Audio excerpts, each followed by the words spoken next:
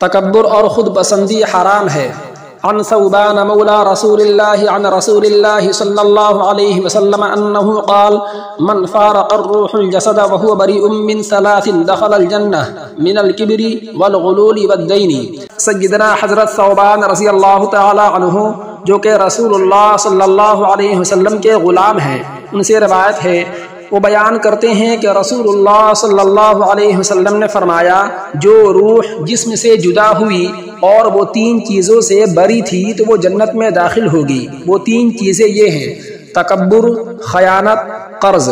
فائدہ: تکبر، فخر و غرور اور خود پسندی حرام ہے کیونکہ یہ اللہ کی صفت ہے، جیسا کہ ارشاد باری تعالی ہے، هو اللہ الذی لا الہ الا هو الملک القدوس السلام المؤمن المہیمن العزیز الجبار المتکبر سبحان اللہ عما یشرکون۔ وہی اللہ ہے جس کے سوا کوئی معبود نہیں، بادشاہ، نہایت پاک، سب عیبوں سے پاک، صاف، امن دینے والا، نگہبان، غالب، زور آور اور متکبر یعنی بڑائی والا۔ پاک ہے اللہ ان چیزوں سے جنہیں یہ اس کا شریک بناتے ہیں۔ ایک دوسرے مقام پر ارشاد فرمایا کہ مومن ایسے لوگ ہوتے ہیں جن میں غرور و تکبر نہیں ہوتا، انہی کے لیے آخرت کی کامیابی ہے۔ تلک الدار الآخرۃ نجعلها للذین لا یریدون علوا فی الارض ولا فسادا والعاقبۃ للمتقین۔ یہ آخرت کا گھر ہم ان لوگوں کے لیے خاص کرتے ہیں جو نہ دنیا میں لڑائی چاہتے ہیں اور نہ فساد، اور اچھا انجام پرہیزگاروں کے لیے ہوتا ہے۔ محترم ناظرین، حضرت لقمان علیہ السلام نے اپنے بیٹے کو ان قبیح صفات سے بچنے کی نصیحت کی تھی۔ ارشاد ہوتا ہے، وَلَا تَمْشِ فِي الْأَرْضِ مَرَحًا، اور زمین میں اکڑ کر مت چل، وَلَا تُسَعِّرْ خَدَّكَ لِلنَّاسِ وَلَا تَمْشِ فِي الْأَرْضِ مَرَحًا إِنَّ اللَّهَ لَا يُحِبُّ كُلَّ مُخْتَالٍ فَخُورٍ، اور لوگوں کے لیے اپنا منہ مت پھیلا اور نہ زمین میں اترا کر چل، یقیناً اللہ تعالی ہر تکبر کرنے والے اور فخر کرنے والے کو ناپسند کرتا ہے۔ سیدنا حضرت عبداللہ ابن مسعود رضی اللہ تعالی عنہ سے روایت ہے، وہ بیان کرتے ہیں کہ نبی کریم صلی اللہ علیہ وسلم نے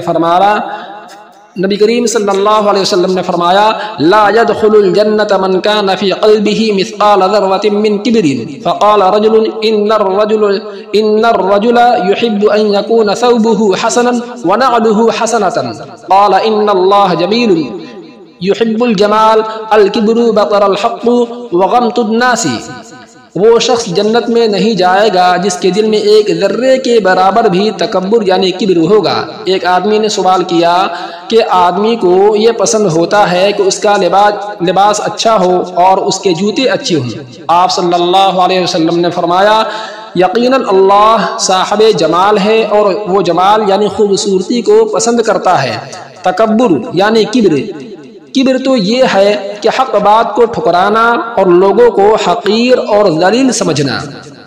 حضرت سلمہ ابن اکوع رضی اللہ تعالی عنہ سے روایت ہے کہ ایک آدمی نے رسول اللہ صلی اللہ علیہ وسلم کے پاس اپنے بائیں ہاتھ سے کھایا تو آپ صلی اللہ علیہ وسلم نے فرمایا، کل بیمینک، قال لا استطيع، قال لا استطعت، ما منعه الا الكبر، قال فما رفعها الى فيه۔ آپ صلی اللہ علیہ وسلم نے فرمایا، اپنے دائیں ہاتھ سے کھا۔ اس نے کہا، اس کی میرے اندر طاقت نہیں ہے۔ آپ صلی اللہ علیہ وسلم نے فرمایا، تو نہ ہی طاقت رکھتے، یعنی تو طاقت نہیں رکھے گا۔ اس کو صرف تکبر یعنی خود پسندی نے آپ صلی اللہ علیہ وسلم کی بات ماننے سے روکا تھا۔ راوی کا بیان ہے، یعنی راوی روایت کرنے والے بیان کرتے ہیں کہ اس کے بعد وہ آدمی کبھی بھی اپنے دائیں ہاتھ کو اپنے منہ تک نہیں لے جا سکا۔ سوچنے کا مقام ہے، کسی شاعر نے کیا خوب کہا ہے، اکڑے ہوئے سر سے تکبر کا اظہار ہوتا ہے، اکڑے ہوئے سر سے تکبر کا اظہار ہوتا ہے، ادب سے جھکا ہوا سر ہی باوقار ہوتا ہے۔ کسی پھلدار پیڑ کا نظارہ تو بھی کر لینا، کسی پھلدار پیڑ کا نظارہ تو بھی کر لینا، جھکا ہوتا ہے وہی شجر جو پھلدار ہوتا ہے۔ اللہ رب العزت ہم سب کو تکبر اور خود پسندی جیسی حرام اور قبیح چیزوں سے محفوظ فرمائے، آمین۔